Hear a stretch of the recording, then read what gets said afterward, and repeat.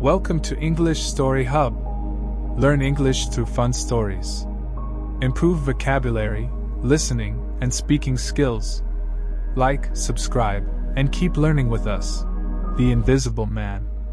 Chapter 3. The 1001 Bottles. So it was that on the 29th day of February, at the beginning of the thaw, this singular person fell out of infinity into Iping village. Next day his luggage arrived through the slush, and very remarkable luggage it was. There were a couple of trunks indeed, such as a rational man might need, but in addition there were a box of books, big, fat books, of which some were just in an incomprehensible handwriting, and a dozen or more crates, boxes, and cases, containing objects packed in straw, as it seemed to Hall, tugging with a casual curiosity at the straw glass bottles. The stranger, muffled in hat, coat, gloves, and wrapper, came out impatiently to meet Fearenside's cart, while Hall was having a word or so of gossip preparatory to helping bring them in. Out he came, not noticing Fearenside's dog, who was sniffing in a dilettante spirit at Hall's legs. "Come along with those boxes," he said. "I've been waiting long enough." And he came down the steps towards the tail of the cart, as if to lay hands on the smaller crate.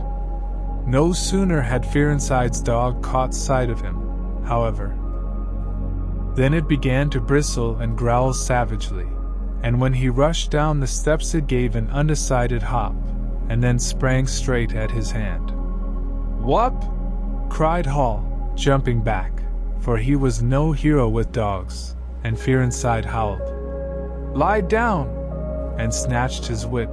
They saw the dog's teeth had slipped the hand, heard a kick, saw the dog execute a flanking jump and get home on the stranger's leg, and heard the rip of his trousering. Then the finer end of Fearenside's whip reached his property, and the dog, yelping with dismay, retreated under the wheels of the wagon. It was all the business of a swift half-minute. No one spoke, everyone shouted. The stranger glanced swiftly at his torn glove and at his leg, made as if he would stoop to the latter, then turned and rushed swiftly up the steps into the inn. They heard him go headlong across the passage and up the uncarpeted stairs to his bedroom. "You brute, you!" said Fearenside, climbing off the wagon with his whip in his hand, while the dog watched him through the wheel. "Come here," said Fearenside. "You'd better." Hall had stood gaping. "He was bit," said Hall.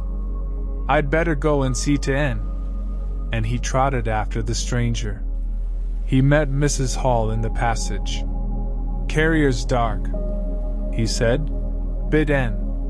He went straight upstairs, and the stranger's door being ajar, he pushed it open and was entering without any ceremony, being of a naturally sympathetic turn of mind.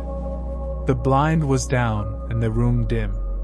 He caught a glimpse of a most singular thing, what seemed a handless arm waving towards him, and a face of three huge indeterminate spots on white, very like the face of a pale pansy.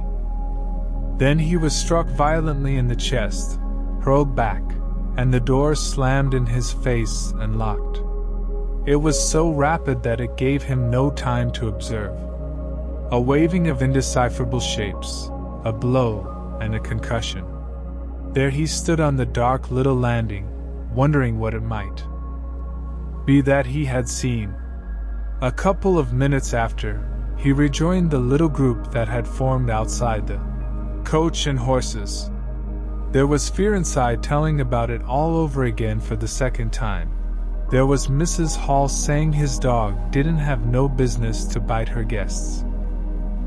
There was Huckster, the general dealer from over the road, interrogative, and Sandy Wadgers from the forge, judicial, besides women and children, all of them saying fatuities.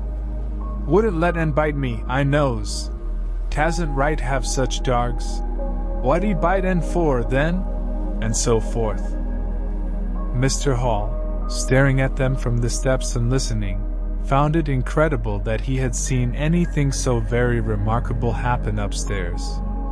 Besides, his vocabulary was altogether too limited to express his impressions.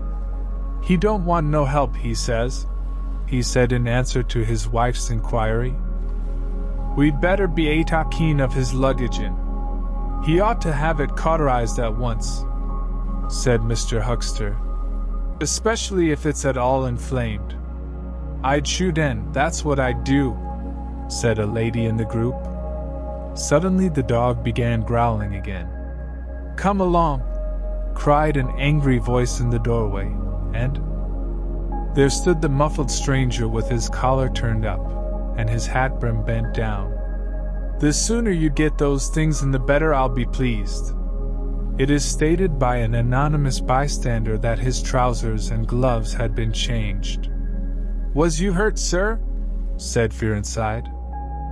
"I'm rare sorry the dark, not a bit," said the stranger. "Never broke the skin. Hurry up with those things." He then swore to himself, so Mr. Hall asserts.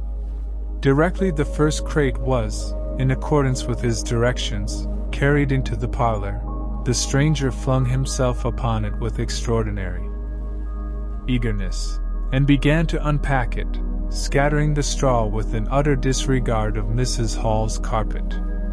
And from it he began to produce bottles, little fat bottles containing powders, small and slender bottles containing colored and white fluids, fluted blue bottles labeled poison, bottles with round bodies and slender necks, large green glass bottles, large white glass bottles, bottles with glass stoppers and frosted labels, bottles with fine corks, bottles with bungs, bottles with wooden caps, wine bottles, salad bowl bottles, putting them in rows on the chiffonier, on the mantel, on the table under the window, round the floor, on the bookshelf, everywhere.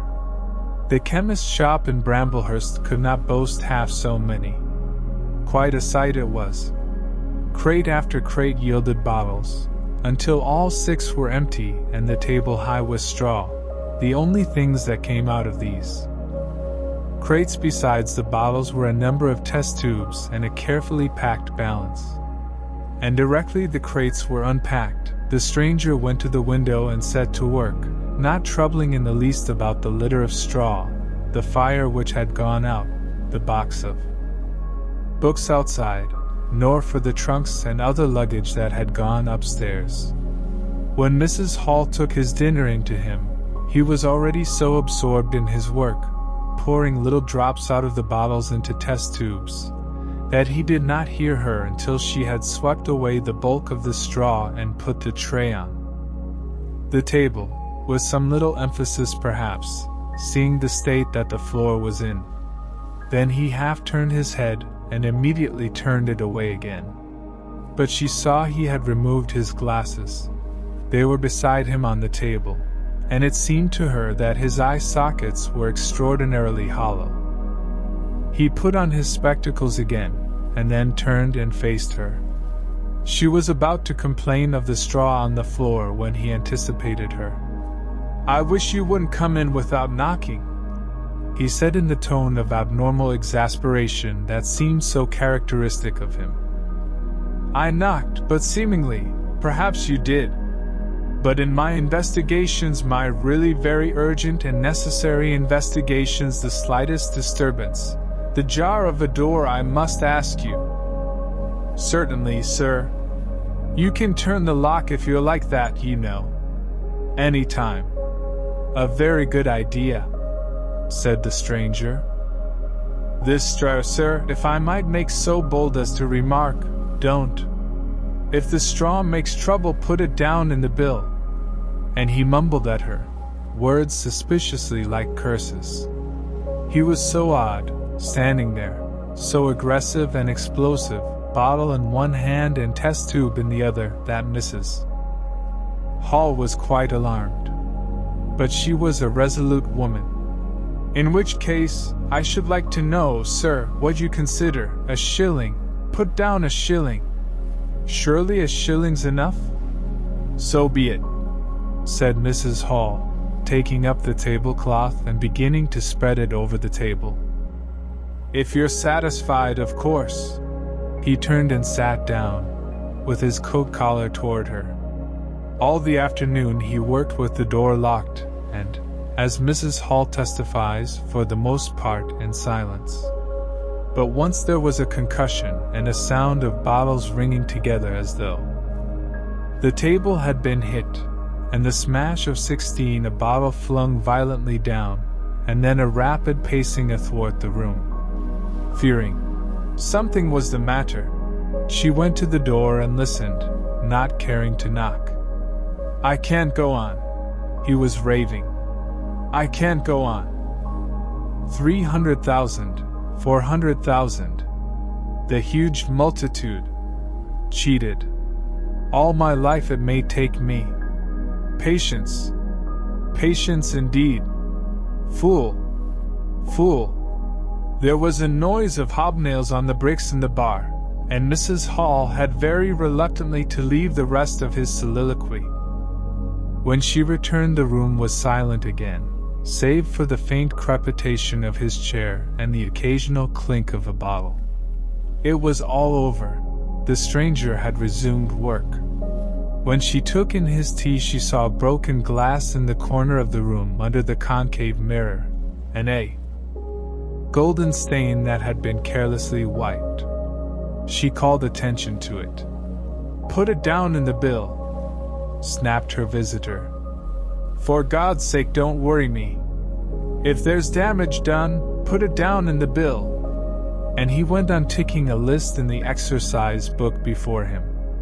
I'll tell you something, said Fearenside mysteriously. It was late in the afternoon, and they were in the little beer shop of Ipinghanger.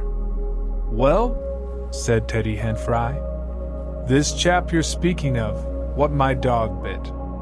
Well, he's black. Leastways, his legs are. I seed through the tear of his trousers and the tear of his glove. You'd have expected a sort of pinky to show, wouldn't you?